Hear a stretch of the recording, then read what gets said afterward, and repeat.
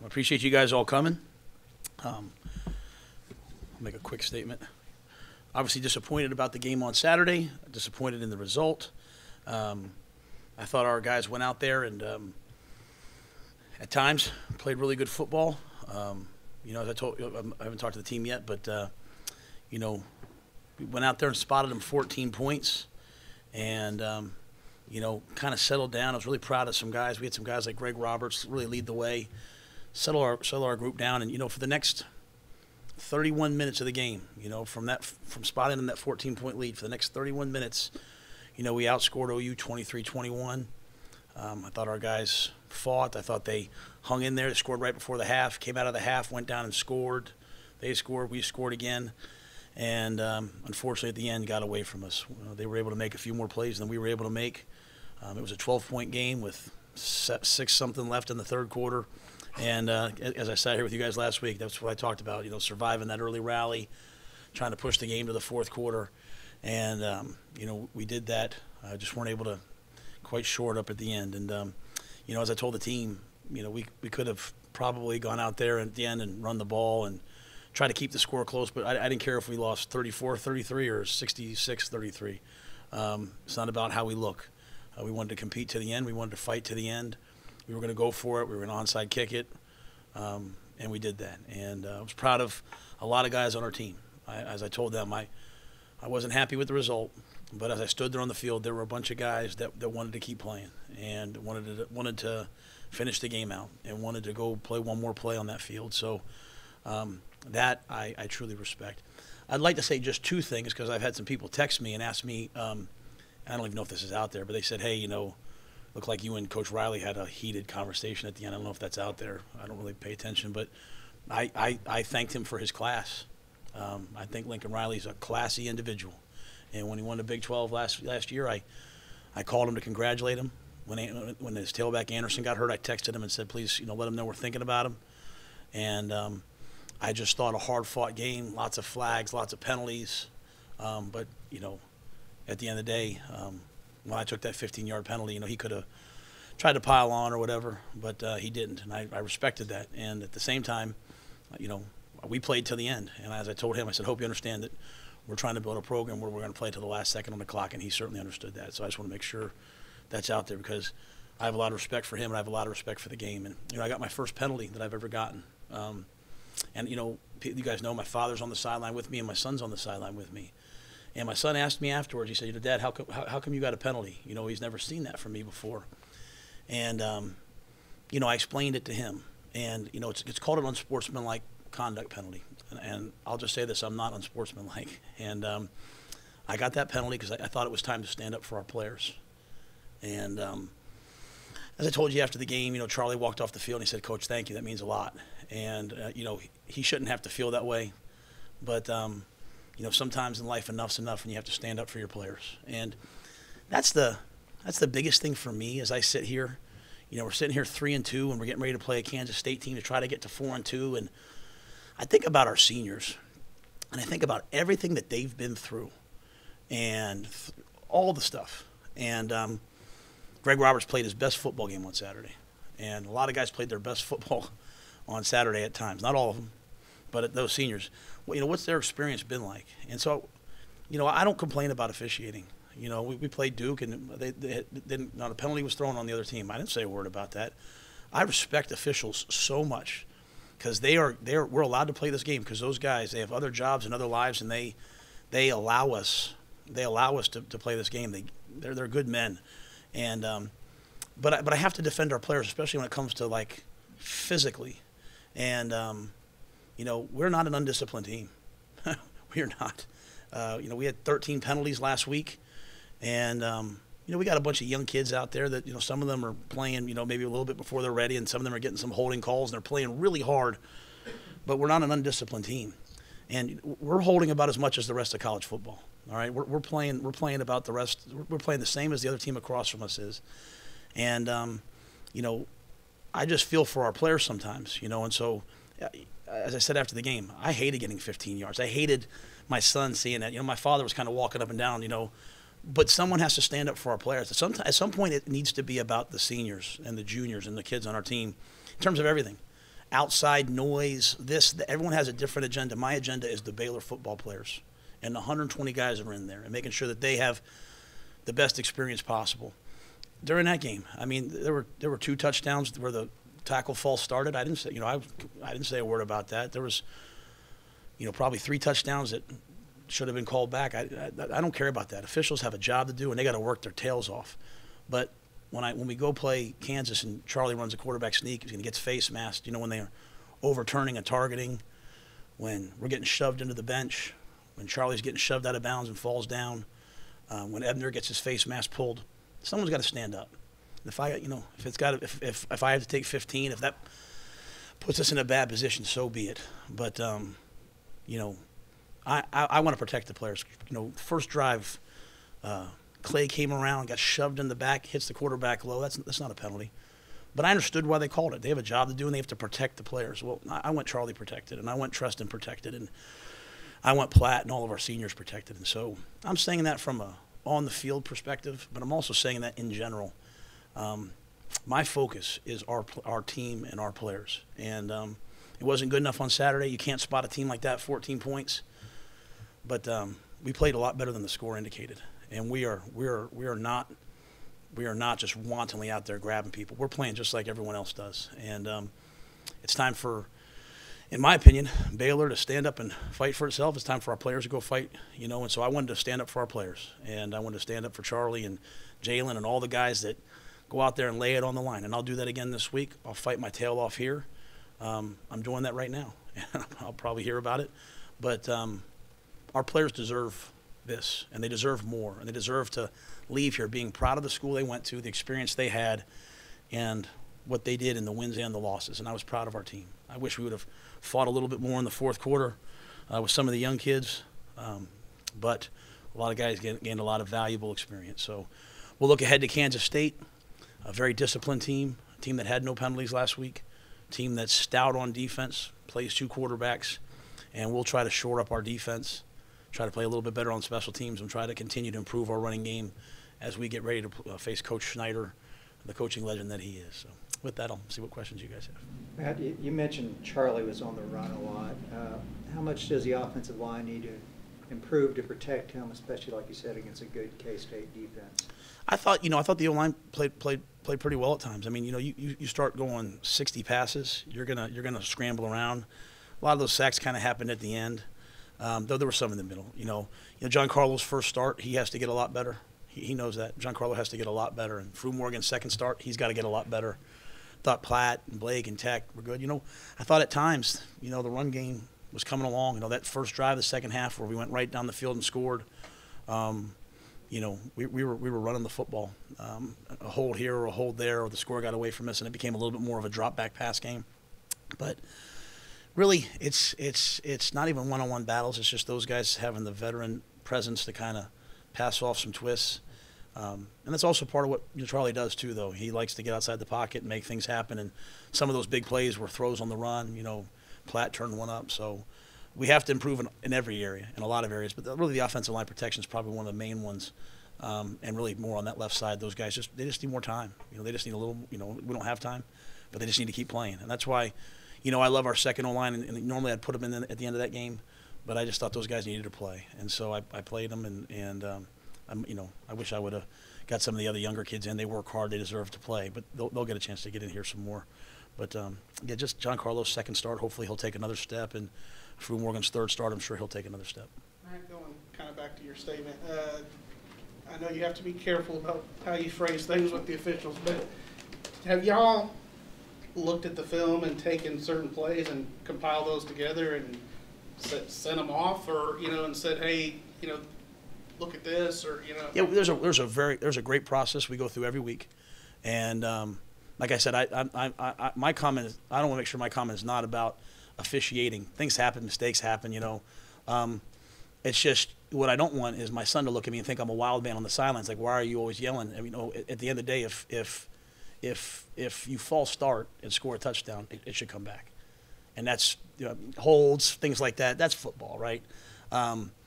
But at the end of the day, my statement was about the players and the player safety, you know, and I just think that, and I thought, you know, because when flags start hitting the ground, what they do is that's controlling the game. You start backing off how you're playing, and so, you know, we started the game with 3 penalties in the first 2 drives, 1 on defense and 2 on offense. So we're a young team. We'll kind of back off a little bit, and we need to be more aggressive to have a chance. And so, you know, I just want to make sure my son understands why I'm out there, you know, fighting for my team. Because, you know, I think the one thing is, again, I have the guys that are out there. They have other they're there to work, right?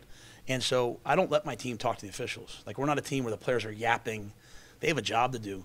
But it's me. And so, but, you know, my first penalty in 19 years of coaching, I feel like I need to address it and say why. And but yeah, the process is good. You send them in. There's fair. I'm not, again, like I said, you know, if you ask me, I'd say there were 3, 4, 5 touchdowns that should have come back. You know, but I'm not. That's not really it. You know, I didn't get a penalty for any of those. I got a penalty when, you know, my players. I feel like, you know, hey, like, we're going to protect their quarterback. Let's protect ours as well.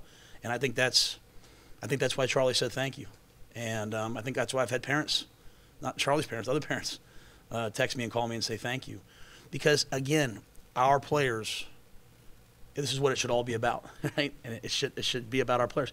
You know, I was sitting there telling the players, if I was worried about me, I would have tried to keep that game close and try to lose like 42-30, and, you know, everyone feels good. You know, no, we went to win. So it's not about me. It's not about anybody else. It's about our players. And so that's why I did that. But, yeah, there's a very fair process. You send them in. Guys are great. They give you feedback. You learn stuff. You learn, you know, why isn't this a penalty? Why isn't that a penalty? All those things. You learn them all. Matt, when you look at the explosives that Oklahoma had, is it one missed assignment? You know, what are you seeing in those? You know, we got, you know, guy won his one-on-one, a couple of them. So it wasn't like really missed assignments. It was a guy catching the ball and running and us not getting him down.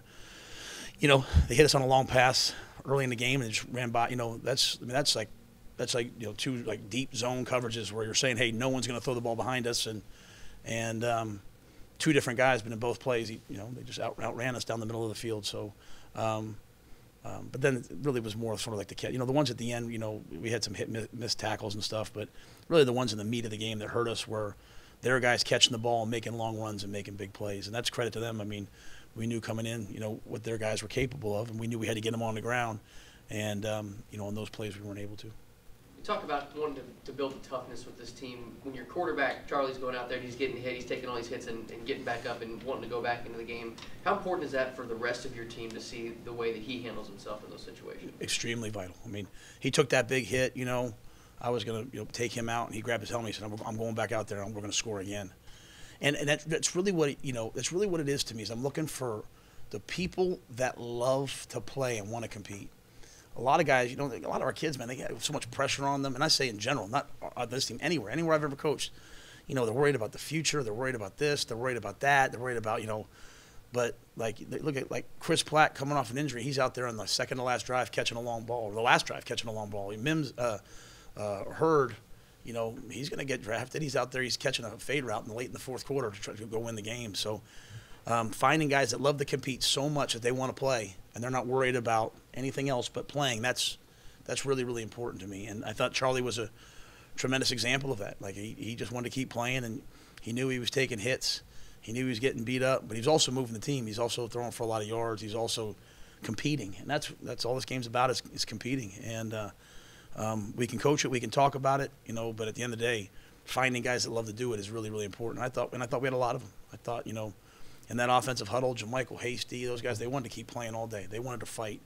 And on defense, there were a lot of guys out there that wanted to keep going. Great, like I said. So it wasn't good enough, but there were some things there that gave me hope for where our team is headed.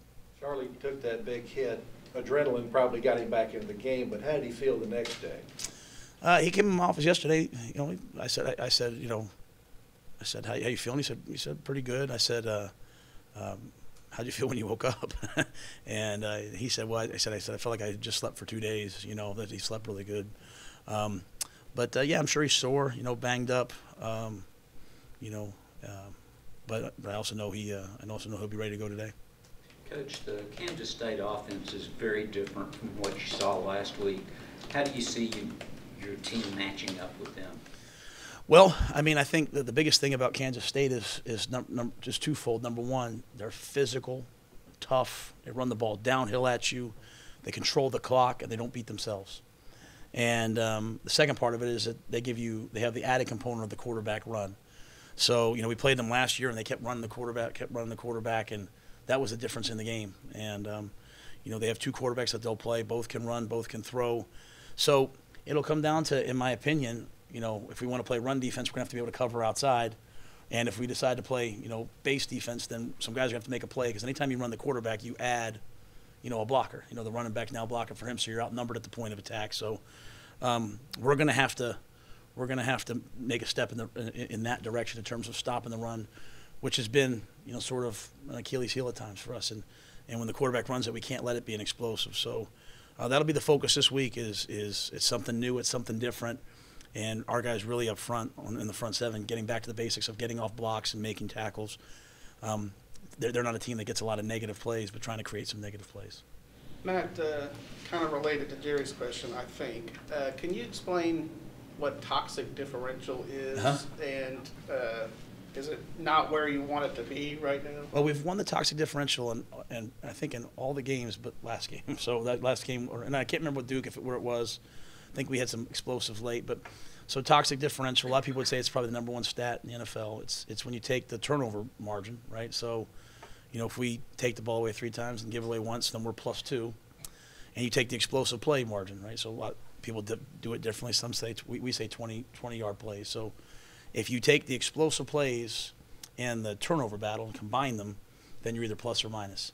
And it's amazing how it's like 90% accurate. If you just win that, you usually win most games. If you win them both, so I can lose the turnover battle but really win the explosives and win the overall thing.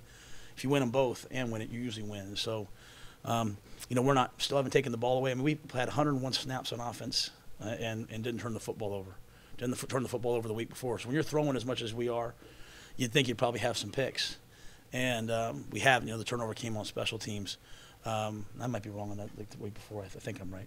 But so that's toxic. So what we would really like to do is start taking the ball away a little bit more. We had chances. We caused a fumble. We didn't get it. He picked it up and he threw it for a first down. We had a ball that got tipped up in the air. We didn't pick it off. So that to me would really get things going in this direction, because I think we're going to go like this. But if you want to go like this, you have to start winning toxic. And so the whole point of it is, if you don't want to have turnovers, then you can be really conservative, but then you're not going to have a ton of explosive plays. So it's figuring out which players, which quarterbacks, which offenses can be really explosive, but still also not turn the ball over. And so it's this balancing act, right? And so you can be really aggressive on defense and sell out and try to get a lot of turnovers, but you're going to give up a lot of big plays too. So it's who can be efficient and explosive at the same time. And so we're significantly better than we were last year. I mean, the numbers are staggering. We're protecting the ball way better than we did last year. We're just not getting it out. And we had a lot of efficient plays. We weren't able to have a lot of explosive plays on Saturday on offense. They just kind of stayed on top of us and wouldn't let us get behind them. Matt, John Lovett's status? So he left the game with a head injury, and he's in the protocol right now. So that's sort of a day-by-day thing. Each day they report, the doctors report where he's at. So I'm not sure if he'd be ready for Saturday or not. Was Greg Roberts especially motivated playing against his dad's old team, or what do you think it was? Well, I think if you listen week in and week out, I've been saying he's getting better and better and better. I had his first sack the week before, and I think the biggest thing is that Greg he does it in practice. He really believes in practice. He practices till exhaustion, and he's playing that way. And so you talk about a guy that's been here for 4 years. He's in his 5th year. He's coming into his senior year and hadn't had a sack. And, he had 2 against OU on Saturday, had 1 the week before. So he's played 2.5 games, whatever he's played, 3.5 games. And he's got 3 sacks already. And so, if there's positives, I thought our front 4, between Ira and Lynch and Greg, there were times where they looked really, really impressive. And I thought they played really, really well at times. But Greg was really a story. I know it probably meant a lot to be there. I know he saw his dad after the game. But I also know he's a guy to me that's recognizing that, it's coming to an end. This journey's coming to an end, and I want to play my best football at the end of my career. And he's practicing like that. And I think that's the biggest takeaway for our young players is he's practicing like that, and that's why he's playing like that. Coach, Denzel Mims now in the last 2 games against Oklahoma has caught like 22 passes for more than 300 yards. Does he up his level of play for that level of competition, or is it because the way the game developed? And is that the kind of production you're looking for on a consistent basis from him? Yeah, Denzel can do whatever he wants. He probably could have had 4 or 5 more catches. He had a couple that were drops or knocked away that he could have made more plays on. I think he's a guy that's coming into his own right now. And really, it's just kind of the way they played, right? I mean, they sort of at times, they gave him free access. There was no one, they played off him. We were able to just pick it up and throw it out to him. So that's really happened the last 2 years. So they've tried to take away the explosive plays, but which they did a great job of, and give him some of those underneath ones. So a lot of the other teams we played, he didn't play in the Duke game, but other teams, they got up on him and they played him in bump and run. And this team was a little bit more off of him. But he's developing. He's becoming a really a good player and a good teammate, and I'm sure he'll continue to take steps, week in and week out. He's working really hard at it. Matt, is a guy like Marcus Jones an inspiration to you as a coach? Well, I think Marcus Jones is one of those guys we're going to look up someday, and he's going to be playing for the Patriots. He's just he's everything that's right about football. He works hard. He's unselfish. He blocks. He'll play whatever position, even if he knows he's not going to get the ball. He'll run to get the next guy open. He's a tremendous student. He has dreams and aspirations in his life, far beyond just football.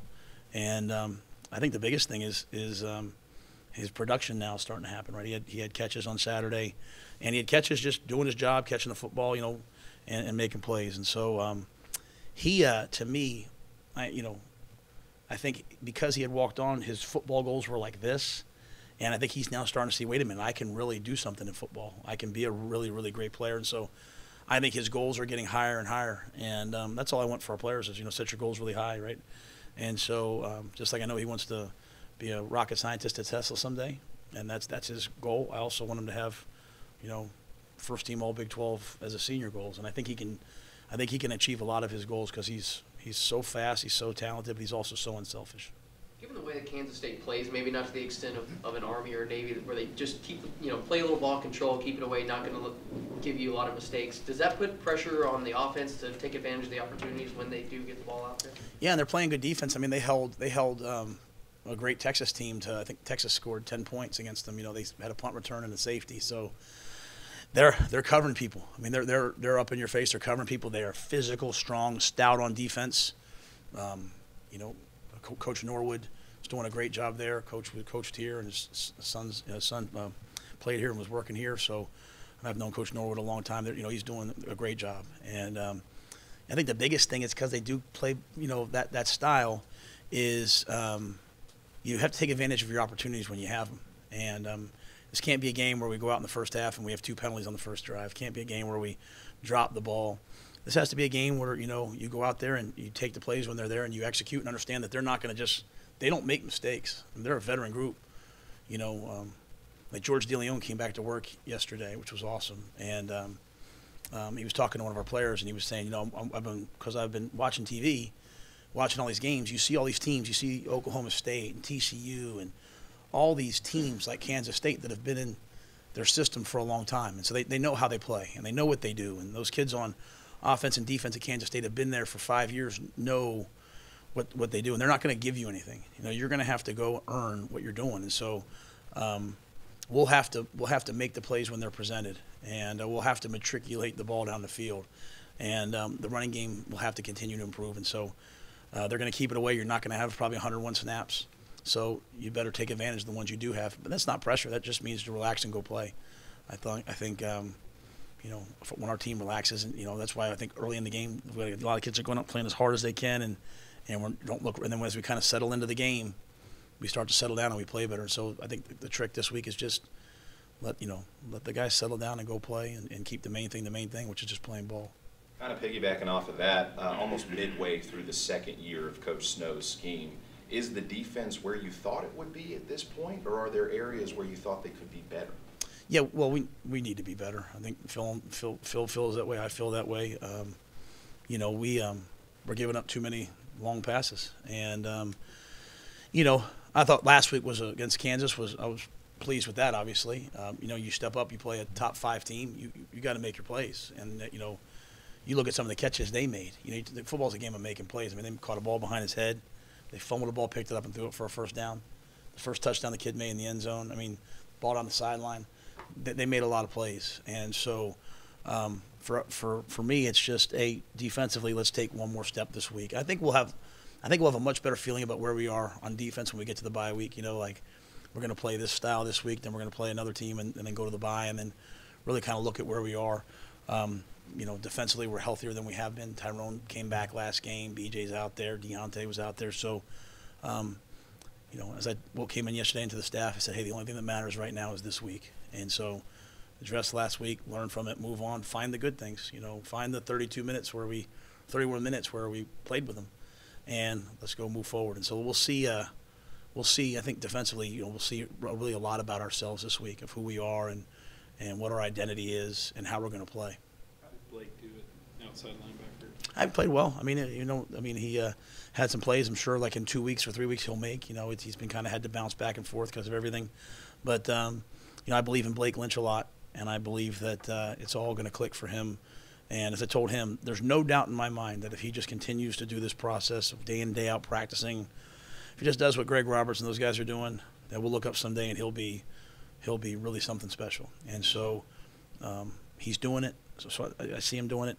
He got in the game. He played. It's his first time now being able to come back and watch himself really at Sam and saying, how'd I do? So I'm hopeful that, you know, again, him as a guy, as I said, in 2 weeks after, you know, getting to that bye week, can catch his breath, look back and say, okay, where am I? And I think we'll be happy with where he is.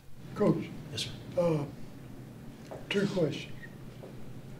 Do you think that Oklahoma is as good or better than last year?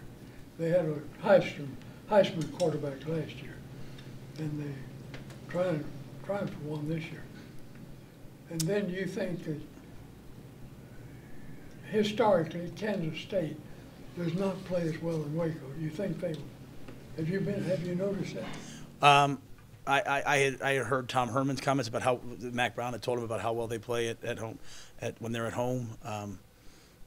I have such reverence for Coach Schneider, and I know that we played against him last year. I just remember walking across the field during the game, being like, "This Kansas State team's a tough, grown, rugged team. It's my kind of team." I was like, so I know they're going to come in here and come right at us. They're going to come right at us. They're not going to come here. They're going to come right at us, and so we'd better be ready. With regards to Oklahoma, I walked up the field and said, well, that's a top 4 team. You know, that's a college football playoff team. So I thought they have great players, great scheme, and I thought the quarterback was really, really, really special. Matt, do you see much difference between the 2 K-State quarterbacks? Slight, but they both, you know, they're going to run their system, and you know, their system puts such pressure on you, and I think they're both really good players. You know, I mean, they can both run it, they can both throw it. They have kids who can get open, and the biggest thing is, you know, they do a lot of, you know, downhill physical RPOs, which make it hard, and I think they're both excellent at what they do. I really do. What do you see from Alex Barnes, their running back? Well, you know, we played against him last year, and you know, he'll bully you. You know, he'll beat you up, and I have a lot of respect for him because not only will he run the football, but he also is the lead blocker on a lot of their quarterback runs. And last year, especially in the red zone, they really hurt us with the quarterback draw and quarterback runs. We had some chances to stop them and you know, keep that to be a closer game. You know, and those plays really hurt us. So to me, it's about stopping the run and explosive plays, and it starts with Barnes, but it's also the quarterback and the quarterback run game. I mean, it's really as well thought out an offense as you'll see. I mean, it's really, really hard to defend from a X's and O's standpoint. Coach, you said before how much faith you have in Sean Bell and him working with the offensive line, but does Coach DeLeon coming back and having that experience, can that provide a boost for that run? Yeah, and I want to make sure I say it again. I felt like our O-line took a step this past week. We were playing a significant opponent, and you know, I mean, some of the sacks were like all out, like send the house, right? So it's gotta get the ball out of your hand, which I thought we made an adjustment, and it hit Mims on a couple slants in the fourth quarter, which really helped. But anytime you can have George DeLeon around, it's worth it. And, you know, he was, even in the last couple weeks when he's been bedridden, you know, he's been sending us, you know, here's my goal line thoughts, here's my short yardage thoughts, and but anytime we can have George around, just for the entire staff, for our players, it's so important. And I think for our players, it sends a real message. And I started out by saying, this is all supposed to be about the players, right?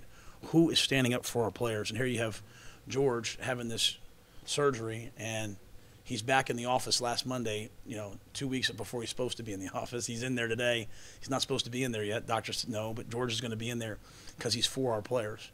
And I think that's a message that our offensive linemen will appreciate. I know how much they care about him. And I think Sean Bell is doing a great job. He's, you're not supposed to take your left tackle and have to move him to left guard, and then move back to left and then move him to left guard. Like we've had to do some movement. But it is what it is. We're not gonna cry about it. And those guys are gonna get better and better and better each week. So, but yeah, I'm really grateful to have George around on a personal note. He means a great deal to me, and he brings a work ethic to the building that's valued, and from a schematic standpoint, technical standpoint, he always adds a lot.